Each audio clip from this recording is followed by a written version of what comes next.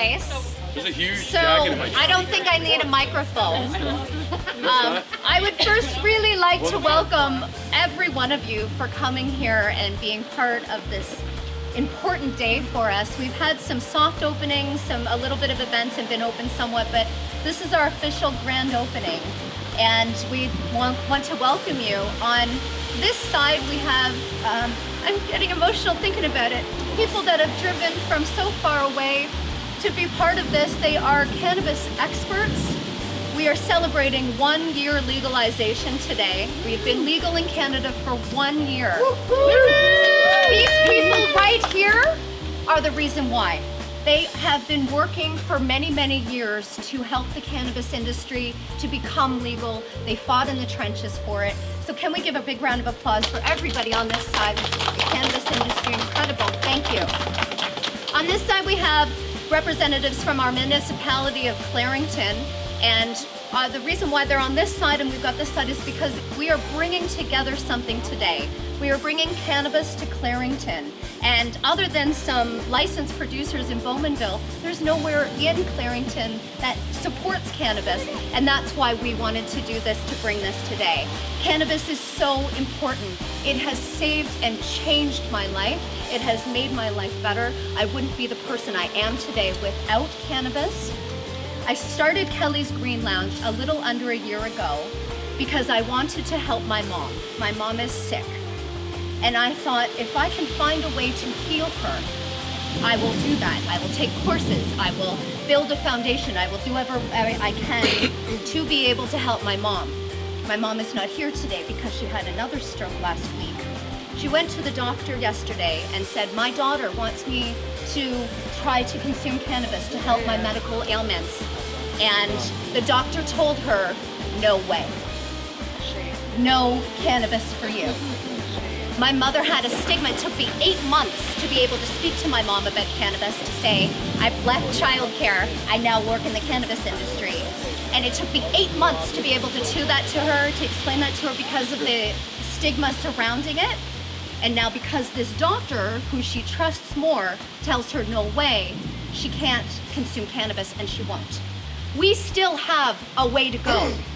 We still have a fight here. If all of the doctors out there are not willing to prescribe cannabis to somebody that's asking for it, then that is still our fight. Then we still have a ways to go. We are absolutely legal. It is wonderful that we are legal. It is absolutely amazing that we are legal. We've done so much. We've come so far. We've come so far. And we have a ways to go. But it is an absolute honor to be able to open up a place here that is a safe spot. The people that have walked through this door already have come from all walks of life. There's not been a certain age or type of person that's come in here. Everybody's come into Kelly's Green Lounge. Everyone is welcome to come into Kelly's Green Lounge. It is a safe space for everyone to be able to come. And we are so very honored to be able to open here today. And now last but very not least, it takes a very strong man to be able to be bossed around by a little tiny lady like me. And if he weren't a Viking, he would have left a long time ago. So thank you for everything that you've done to support me and this lounge, really. And now, thank you all. Today we will officially cut the ribbon and open Kelly's Green Lounge. Thank you. Oh, is he here? Oh, I didn't even know. Mr. Man, you got it for 20. Oh, 22. please. Oh, here. The mayor came to my store. Of course I did. Of course I did.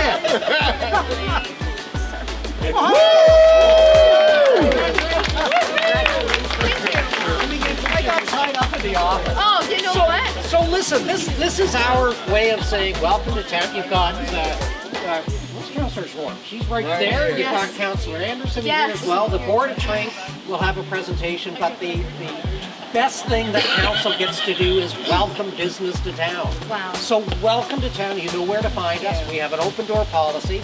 If you have any problems at all, call him. No, but it is an open door policy, and welcome and congratulations. Oh, thank you so much, Mr. Mayor. But Thank there's you. more to come. More to put on your walls. So on behalf of the Clarington Board of Trade, we want to welcome you, we want to thank you, and we are looking forward to your contribution to the community, not only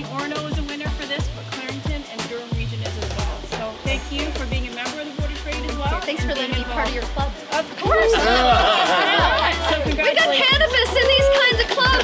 How amazing is that? We got cannabis. Welcome. The Chamber of Commerce is welcoming cannabis businesses. It's incredible. It's a business. It's a business. Three cheers for the Kelly Cannabis team. Hooray! Hooray! Hooray! And for the mayor and the officials. Now,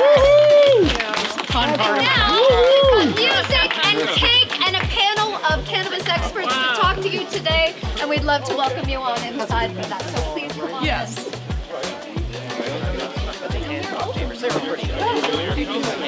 That's why you're so strong.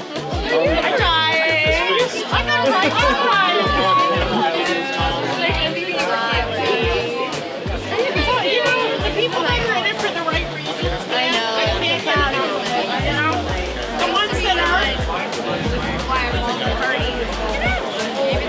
That's where I decided to come to. With bells on. Wait. Well, yes. Well, no, but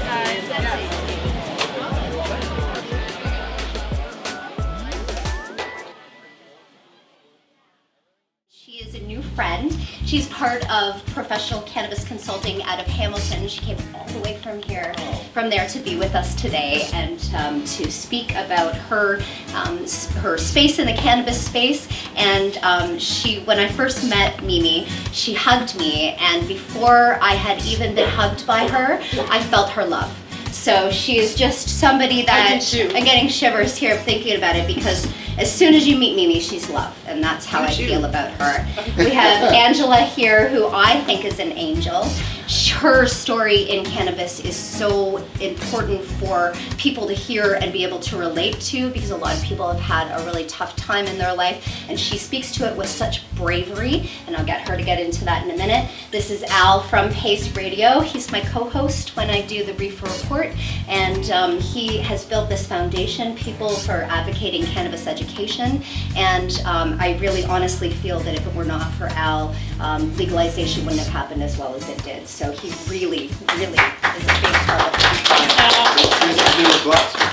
Tracy Lamore is my publicist. She is the reason why we're on the news and in newspapers. She has been with me since almost day one. She found me, and then she comes to trade shows with me, and I am proud to call her a friend. She's actually a friend. I chat with her about things that don't have to do with work or cannabis, so that's an honor to have her here as well. And we have Trevor from the Medicine Wheel, and I'm sure you know that the Medicine Wheel is Kelly's Green Lounge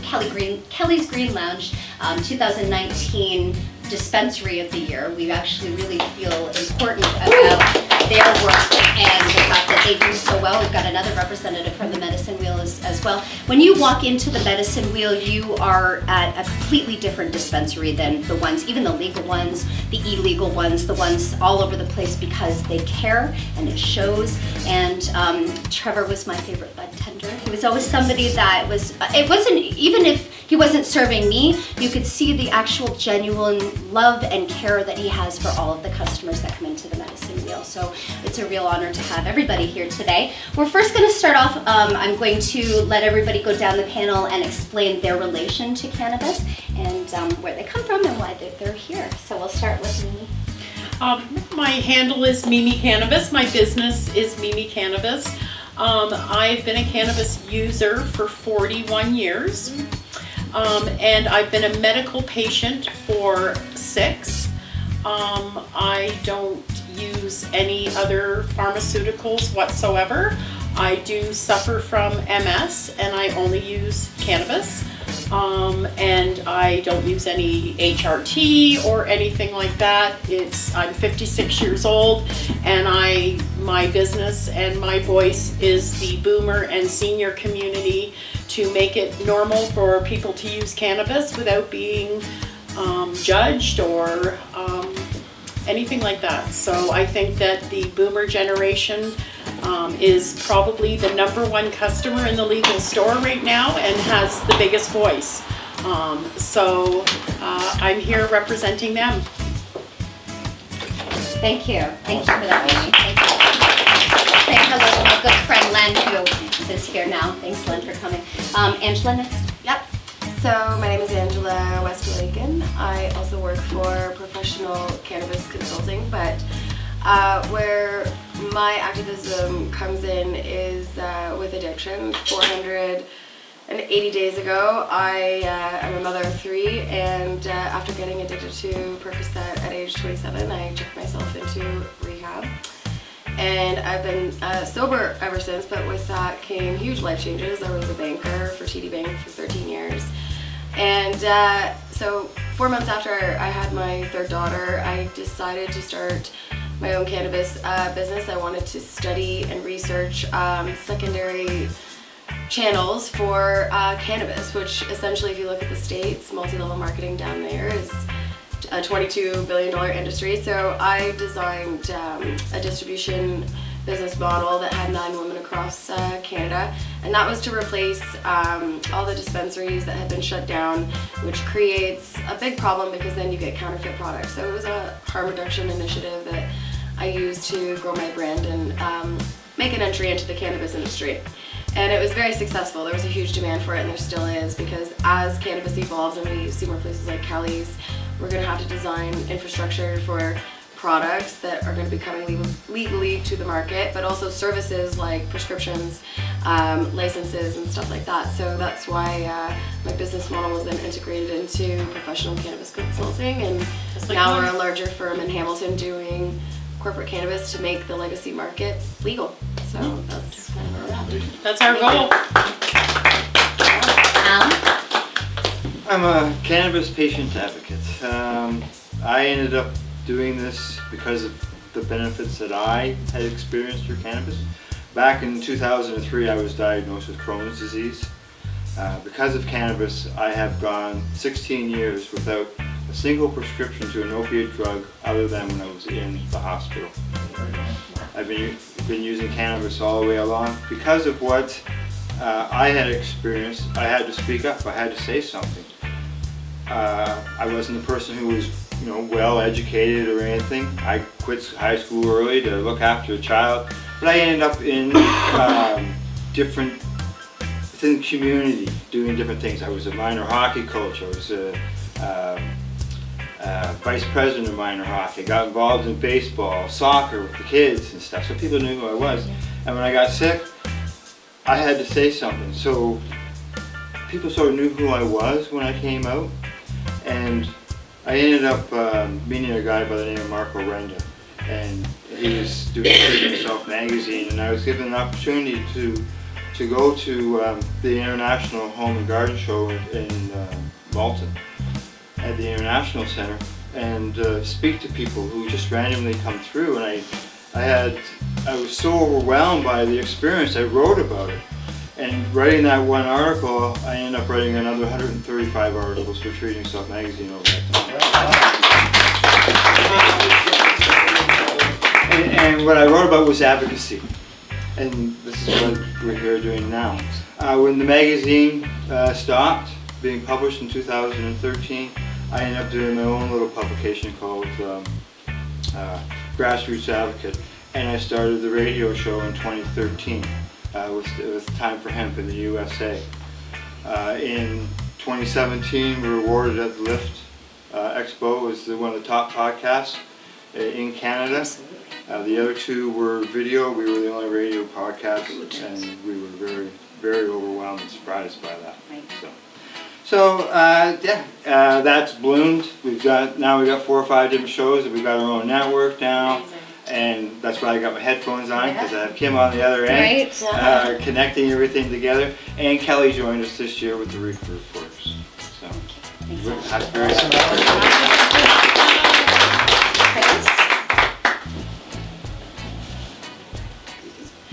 Hi, okay, so I'm Tracy Lamori. My company is Lamori Public Relations. I've worked in the cannabis industry since 2011, and funny you mentioned Marco Renda. I think Treating Yourself was, I was just thinking, I think it's probably my first cannabis contract too, the 3rd year of the Treating Yourself Expo. And that was pretty epic because not only was there the magazine, but that was many years before legalization.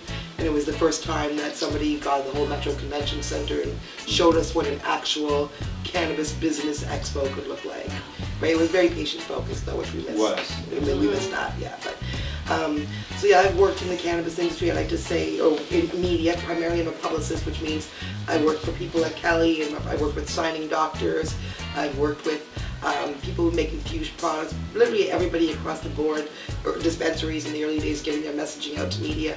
But my job, as I see it, is basically, it has been for a decade, is to ensure positive representation of cannabis users, cannabis medicine in the mainstream media.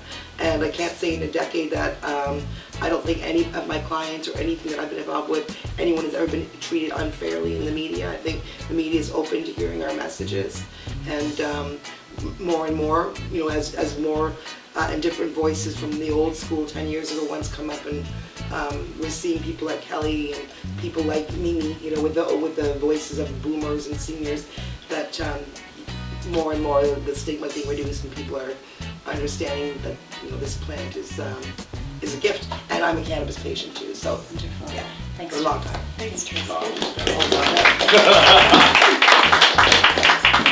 Hi, I'm Trev. I'm a cannabis user, activist, have been for 34 years, I guess. My journey started when I was young. They wanted to put me on pills, obviously, because I was a hyperactive child, and I was smart enough to say no, no thanks. So I turned to cannabis, and have been a user ever since.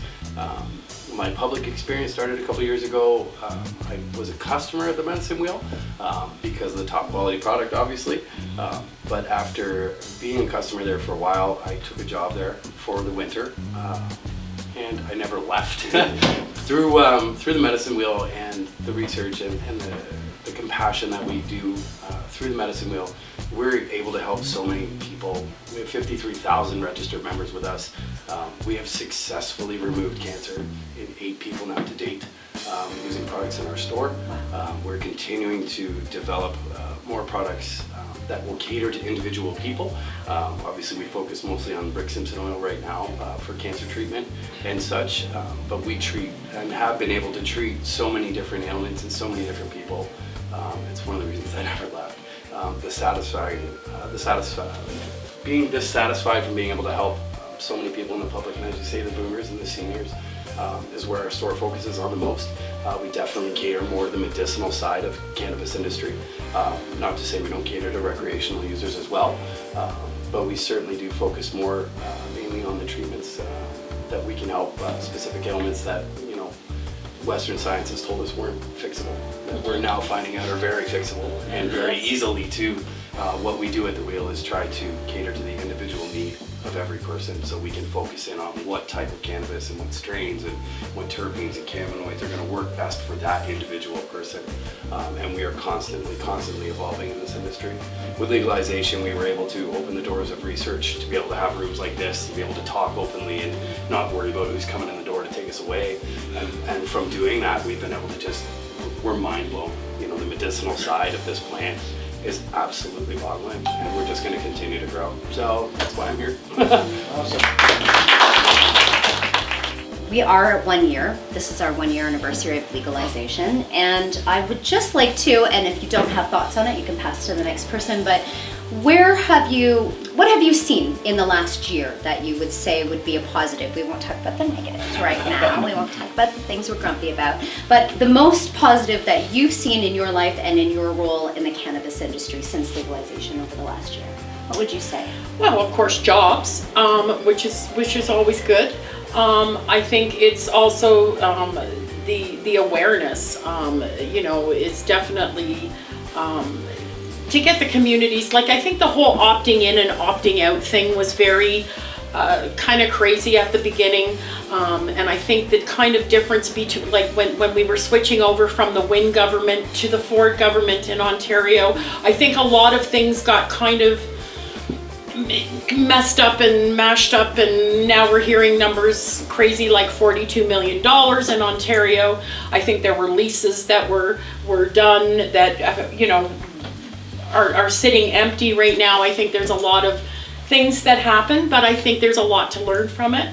I think that Ontario needs to maybe relinquish a little bit of the, and maybe you know, talk about maybe Alberta and Saskatchewan type models for Ontario. Yep. And I think then it will be a more profitable business for the owners, and it'll be a great work environment for the employees, because, you know, I think these people have a responsibility to be premier employers. I think it's very important.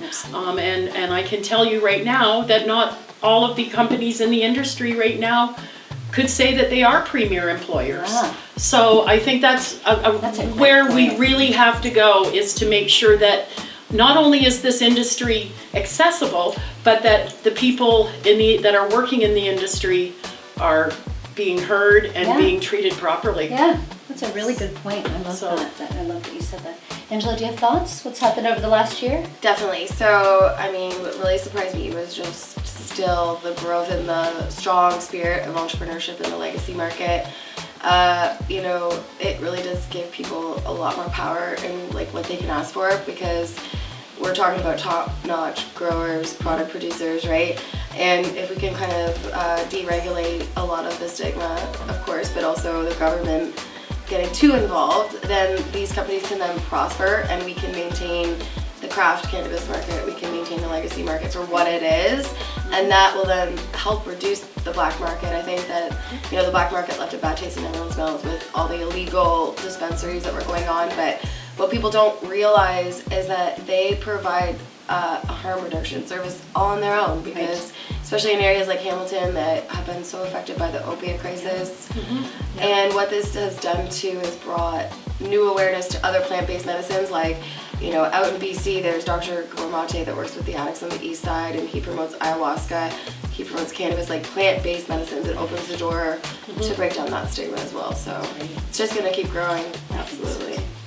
What have you seen over the last year that you think is positive? Well, for me, positively, I'd like to mention the fact that it's more of an open conversation. More people have come out of the closet because it's legal. It's not something that's Our scary. age. Yep. Yeah, our age. Which is and the fact that now they can do the research. Yep. You know, it's legal. It's a legal product now. Yes, it has to get business and corporations involved in order to get the research done, because the funding has to be there. Certainly. It's not going to come from the government. We've seen that in the past. No. The other thing I'd like to touch on is the fact for the person who uses occasionally, over time, there's been so many people who have been arrested or charged. I have friends that were 70 years of age that have been arrested and charged for having 3 joints. Yep. That's not happening now. That's great. That shouldn't happen. You know, we can carry the 30 grams of this. Yep. And now, and I had another fella who was over 70 who was arrested for having 1 plant. Right. He got a $500 fine for doing it, but the fact is he had to go through all that whole thing. Yeah. But now he can grow 4 plants. Right. Legally. Thank you. Thank you. I'm sure we'd like more. Some of us would like more than 4 plants, Yeah. but Yeah. you can now grow those Yeah. 4 plants. And I'd be happy to help you with that. Yeah. So those are some. Yep. Yeah. Yeah. So Wonderful. yeah, those are things I'd like to. Those are some great positive points. Trace? Yeah, I would like to say, you know, as much as a lot of us in the industry could point to a bunch of things that we don't like about the rollout or this or that. Yep. Right. So every time when I say celebrating legalization, you'll have 5 people say, but. Yeah. But you know what? Honestly, like, the lack of stigma is huge. As a mom and as someone who works, I work about 40% of my work in cannabis, and the other percentage is politics and professional people and all kinds of stuff. And now that stigma is gone, the conversation is open. I laughed a couple of months ago, somebody who I worked with for 4 years, professional woman in a completely different industry, and she finally said to me, I worked with her for 4 years, and she said to me, you know, I vape sometimes. And the other thing is, which for the camera, she said, you know I vape sometimes, right? But the other thing is I wanted to mention too is that after 95 years of prohibition, 100 years of everything that we said, how the world was going to fall apart and all the terrible things that would happen if we smoked this and if we hadn't, you know, I think somebody owes us an apology after 100 years. Yes, Because absolutely. where are the bodies? 1 year of Yeah. legalization, where's the bad stories? Where are all the car crashes? Where are the bodies? This guy is It was all a Great lie. point. Or even Great people point. smoking, like I travel quite a bit, and You barely. I actually looked for it, and I saw more people prior to Yeah. legalization where you wasn't known So yeah, that before. fear that everyone thought there was going to be everyone in the street blowing smoke in kids' faces. No. I was like, Kensington And Market John wants Tory like said the smoke, same but thing no one smokes. today. Yeah, John Kensington. Tory said the same thing today. The mayor of Toronto, he said the Yeah, same thing. He exactly, said, we envisioned, phone calls, people calling on their Exactly. neighbors, Yeah. and it just never happened. Yeah. It just never So, happened. who was right? And we went to, I think it was Abby Roach, who's a hero in our community. A lot Yeah, of absolutely. She's from Toronto, Roach-A-Rama and the Hot Box. But she said a year ago, her hashtag was hashtag capital W, capital E, small e, hashtag weed won. So won. we still have work to do, but weed won. One. Yeah, really. exactly. Yep, that's Weed true. won. So yeah, that's, any comments on that? Said it all. In the last year, it's been, like you said, some of the greater things are being able to see the stigma removed, being able to educate people and enlighten them and show that, not all weed-related things are stoners or hippies, being able to show the medicinal benefits and products that have come out that, don't carry any psychoactive properties, so we can deliver those medicinal benefits to the people who don't want to get high or don't have the psychoactive properties. So that's been great. Same thing with you. I won't touch on it too much about the things that didn't go well with legalization. I think people have really lost focus, like you said, after 100 years of prohibition, relish in the fact that we're here. We have a long way to go. Of course we do. But we're here. Look what we did. And this has been such a monumental, because now, again, everything's been opened up. And I think that's been the best part, is just being able to enlighten the regular communities that not all cannabis, not all cannabis related things are about being stoned or being high. And I'm quoting for the camera for those kids. Yeah, no, that's great. Or being lazy, No. or being But this, or being to that. touch on Yes, that, my yes. 69-year-old mother, who would never puff a joint, she's now a customer of our store, being able to take tinctures, which are THC based, without getting high and not having to go, well, I'm not touching, and Right. it's really great. So, and that being able to grow on such a mass level has been the most positive part of the becoming of legalization. I'm going to flip to that now, and I'm going to chat about that older. Do you have to go when you're headed out? Thank you so much both for coming. Thank you. I'm going to flip a little bit as we talk about, and we will talk about the older generation. So you're seeing a lot of the older people coming in, and they're losing that stigma. What are their thoughts? What are they asking for? What are they talking about? Well, usually it's my friend sent me here. We are seeing a lot more. We ask, of course, on our membership form is, did your doctor send you here? Did a physician send you here? And the first year that we were open, that box was generally no. What we've seen now since legalization is that box is generally checked yes, which has been super great for us. Yeah, it's really great. Yes, yeah. We do get still a lot of elderly customers. I hate the word elderly. Older people? Older friends? Some of our older customers will come in and say, my doctor said I shouldn't be here. And so that's when our staff, we go to work, and we say, we can fully understand why your doctor is on the fence. He still hasn't been enlightened by someone like one of us, an expert. Right. Where they're still very closed-minded, because we can't ever forget that that's what's been pounded into their heads as well the whole time. It's such a bad thing. It's a gateway drug, and all the things that we've heard over these generations. It's just going to take more time. But as more that we see that box being checked, yes, we know we're making progress. And you said the right word, generations. The more we bring generations together, Correct. We see the people, more we're going to destigmatize this plant. It's Because, beautiful. Us older people are very seasoned and very wise, and you know what? We're really fun to have to agree. pack with. So, there you go. Yeah. So I'll let you take points on that for a second. So where do you think what would help them get a little bit more comfortable? Is there anything that we're missing here with the now the legalization of edibles? What do you think about that? I think actually that brings me to a point. Like, my goal is to say, when concentrates become legal, let's teach people my age what a concentrate is, how you load a shatterizer, how that works. I think we need to take the younger generation and put them with the older generation and teach them and take the time, because you know what? The young, savvy cannabis people are the ones that know all the... It's true. And we want to know. And for someone my age, now for me, I love going into head shops, but the average person my age, do you want to go in and ask questions? Like people my age about things. There's a lot of people that don't want. Exactly. So, I think that having a safe place for them to land and to ask those questions. What is a dab rig? What is this? Yeah, what is sure. that? They Sure. want to know. Sure. You know, but we have to teach them, and that's what my goal is. Wonderful.